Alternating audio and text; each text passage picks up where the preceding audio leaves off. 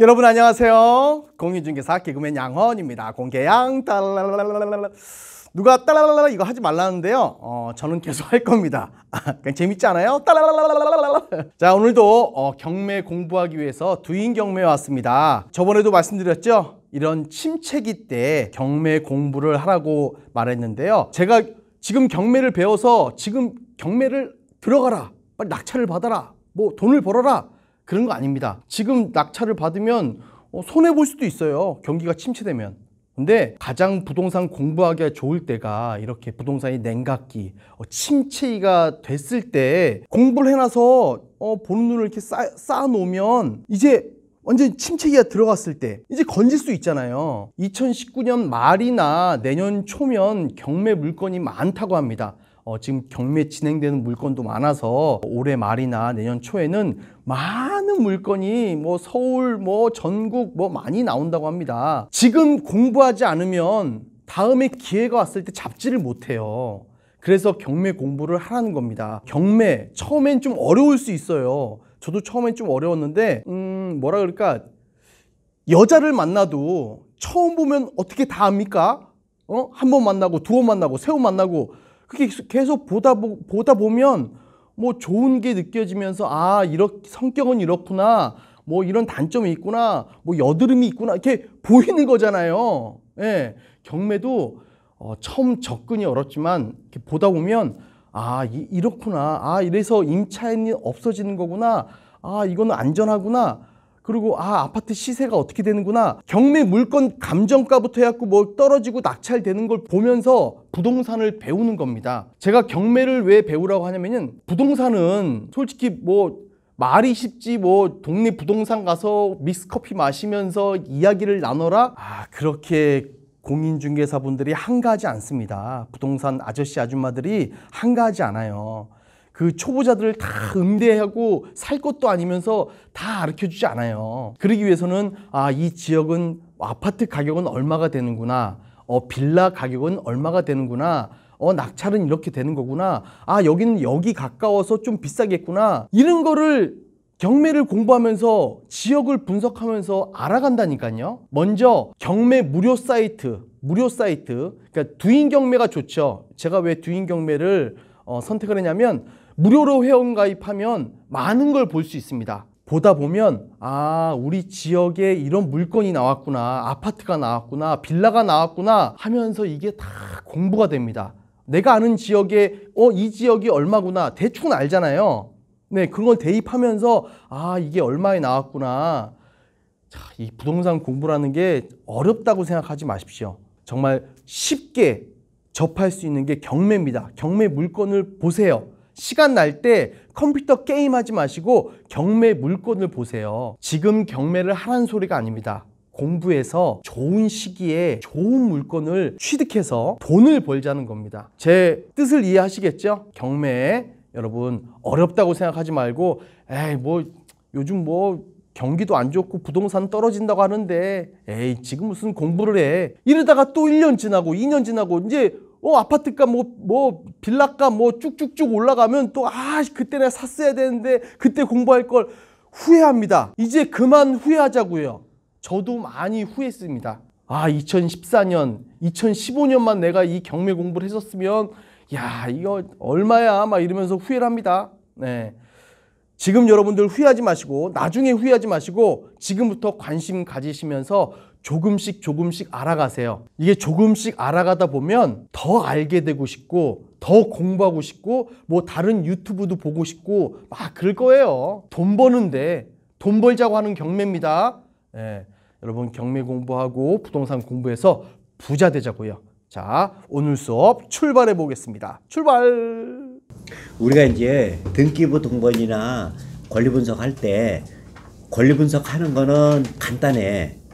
말소 기준 권리 이하 소멸 끝, 이걸로 끝나. 그리고 말소 기준 권리 위에 나오는 건 인수고 밑에 나오는 거는 소멸이고 그거 할 게 없단 말이에요. 근데 이제 눈에 안 보이는 그 권리에 대한 수읽기를 잘 하셔야 돼. 여러분들이 권리 분석에 대한 실력을 키우려고 그러면 사건을 투명하게 볼 수 있는 힘이 있어야 된단 말이에요. 투명하게 보기 위해서는 시간으로 정렬하는 훈련이 필요해. 그래서 권리 분석 공부하는 건 이제 더 이상 하지 말고 하지 말아.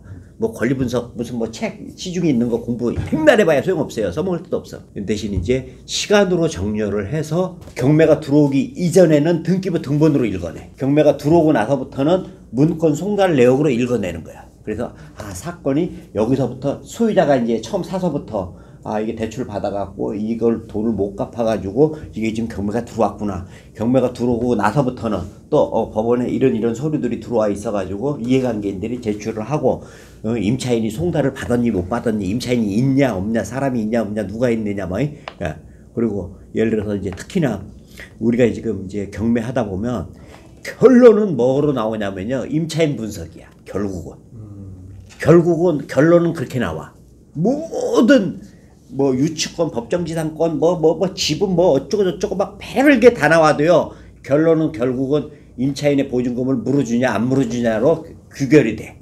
그러니까 임차인이 이게 진짜냐 가짜냐 그런 것들을 구별을 할 때, 예를 들면 봐봐, 아파트인데 근저당이 있어. 만약에 임차인이 들어왔어, 있어, 전입이 빠른 사람이 있어. 그러면 은행에서 대출해 줄까? 안 해주죠. 안 해줘야 정상이에요. 근데 대출이 됐어. 그럼 이상하다. 이거 왜 임차인이 있는데 어떻게 대출을 해줬을까? 제가 그러면 가짜일 확률이 있겠구나. 근데 만약에 진짜라면 물어줘야 된단 말이에요. 그렇죠. 근데 가짜라면 안 물어줘도 된단 말이에요. 그것에 대한 수일기, 얘가 진짜냐 가짜냐를 읽어내는 거야. 근데 옛날에는 그런 거 이제 우리가 이제 파헤치고 할 때 우리가 다 이미 옛날에 현장 조사니 막 했었어. 가서 두들겨도 보고 얘기도 해보고 막 하다 보니까 이제는 책상에 앉아서 정보지를 딱 보면 이런 패턴에 걸렸네. 그러면 가짜야. 이런 패턴에 안 걸렸네. 그럼 진짜. 근데 이제 사람들이, 어설픈 사람들이 추천을 잘못해. 진짜인데 막 갖다 대고 막 가짜라고 이제 공부를 막 이제 하다 보니까. 근데 구별하는 거 보면 누구린 얘기하잖아요. 정보지만 보면 읽어낸단 말이야. 제가 진짜인지 가짜인지. 근데 일반 사람들은 그게 좀 분별력이 약하단 말이야. 그걸 이제 우리는 수일기라고 그래. 이게 수일기를 통해서 얘가 진짜인지 가짜인지 구별하는. 그래서 이제 수일기를 잘하려고 그러면 경매에 대한 그 사고방식, 이건 지식이 아니라 사고방식 이런 것에 대한 거를, 자기 마인드를 좀 갖고 있어야 돼. 그 중에 하나가 뭐냐면, 예를 들어서 우리가 어떤 사안에 대해서 판단을 할 때 내가 잘 몰라. 다 할 수 없잖아요. 100% 진짜 100% 가짜 이거는 쉽지만 중간에 애매한 것들이 있어. 진짜 요소도 있고 가짜 요소도 있고 막 이런 식으로 이렇게 얽혀 있는 것 같은 경우에는 판단을 할 때 내가 잘 모르면 나한테 불리하게 해석을 하는 습관을 갖고 계셔야 돼요. 그러고서 그 불리하게 해석하는 거를 공부를 하던 뭐 우리가 대화를 하던 뭐를 하던 하나씩 투명하게 바꿔가는 게 이제 그게 실력이 느는 거죠. 그래서 여러분들이 어떤 판단을 할 때, 근데 대부분 자기한테 유리하게 해석을 해. 그 중에 예를 하나 들어보면 그거잖아. 그때 여기 지금 그때 들어서 아시겠지만 대학력에 있는 임차인이 부부야. 부부야. 남자가 소유자야. 소유자예요. 근데 와이프가 임차인이야. 임차인이 돼, 안 돼? 안 돼. 부부 사이는 안 되죠. 근데 이게 전입이 아니고 사업자야, 사업자. 그래갖고 2층 건물인데, 2층 주택인데, 근린주택인데, 2층에선 자기들이 살아. 1층을 와이프가 임대를 했어. 사업자고. 그래갖고 세무서에 신고도 하고. 근데 보증금이 얼마냐? 얘가 배당금으로 안 했는데 전입이 빠를 거 아니야. 사업자가 빠를 거야. 보증금이 1억이야. 1원이야, 1원. 예? 1원? 1원. 이 1원은 뭐냐면 형식적인 절차를 갖춘 거예요. 보증금은 1원이야. 그러니까 그게 이제 낙찰 받으면 물어줘? 그래, 알았어. 1원 물어주면 되잖아. 맞잖아요. 대학력 있는 거? 그래, 1원 물어주면 되지. 사람들의 생각은 거기까지야.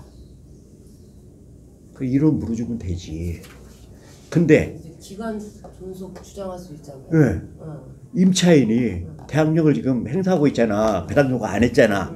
자기의 잔존 그 전세 기간 동안 걔는 자기가 그걸 쓸 수 있잖아.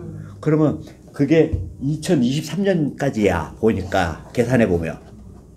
그러면 이걸 낙찰받는 사람은 쟤를 거기 1층을 쓸 수 있어 없어? 없어. 못 쓰잖아.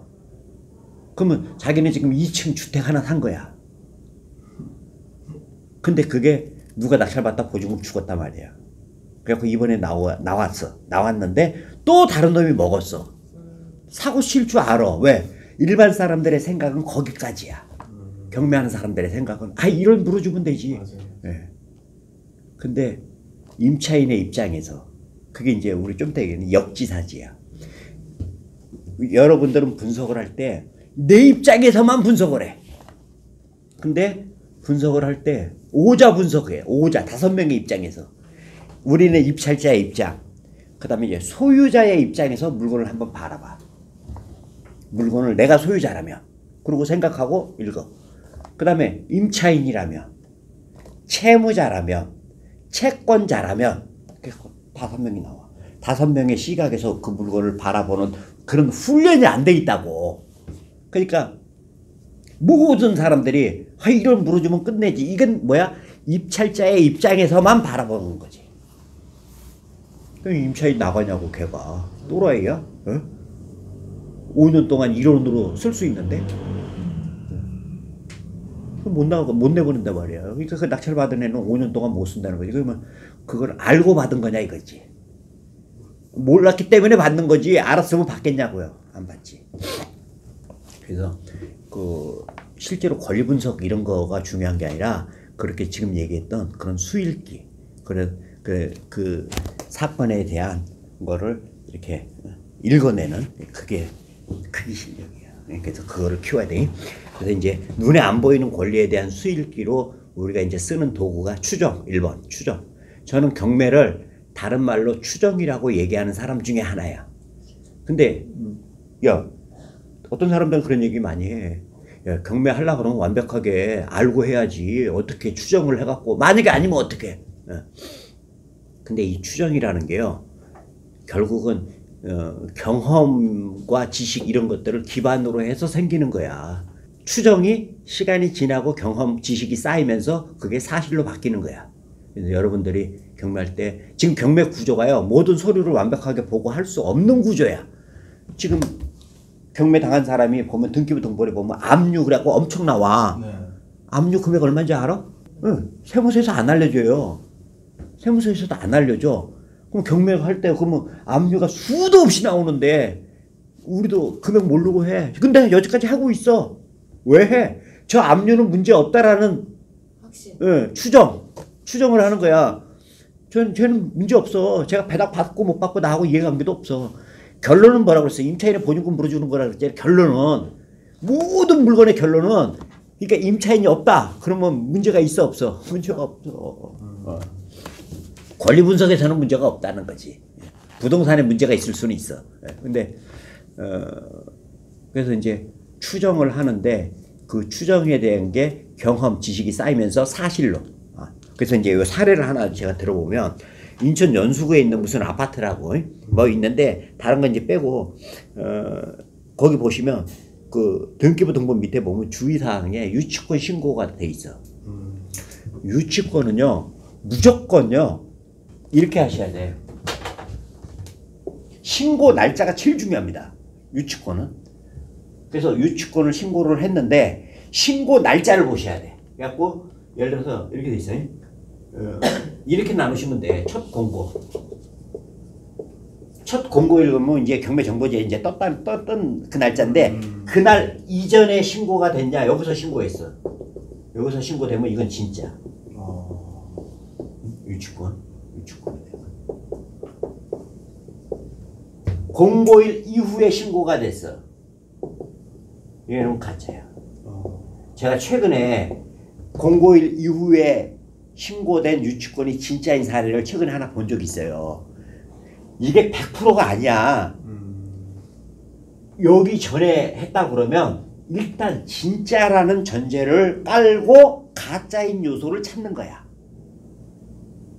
그리고 첫 공고일 이후에 신고가 됐다 그러면 가짜라는 전제 하에 진짜일 요소가 있는지 없는지를 하는 거야. 무조건 진짜, 무조건 가짜가 아니야. 그 대신 이제 공고일 이전에 했다 그러면 이건 100% 이해관계인이 한 거예요. 이해관계인이라고 그러면 소유자, 채무자, 임차인 이런 사람들 관계인이 한 거야. 요 이후에 한 거는 이건 뭐가 해? 우리 같은 공격하는 애들이 싸게 먹으려고 하는 거고. 그리고 구별이 된다고. 그래서 신고 날짜를 보면 그럼 이제 얘네들을 판단하는 근거는 어디서 그러면 이제 확답은 어디서 얻냐? 점유관계조사서 있지, 현황조사서. 거기에 집행관이 현장에 갔을 때 얘들이 있었어야 돼. 그래야 일단 점유를 하고 있는 거지. 대부분 근데 가보면 있어 없어? 없어. 없으면 그냥 무조건 가짜로 보는 거지. 이걸 이제 우리가 추정이라고 하는 거야. 그래서 점유관계조사서, 현황조사서 이걸 가지고 판단하는 거지.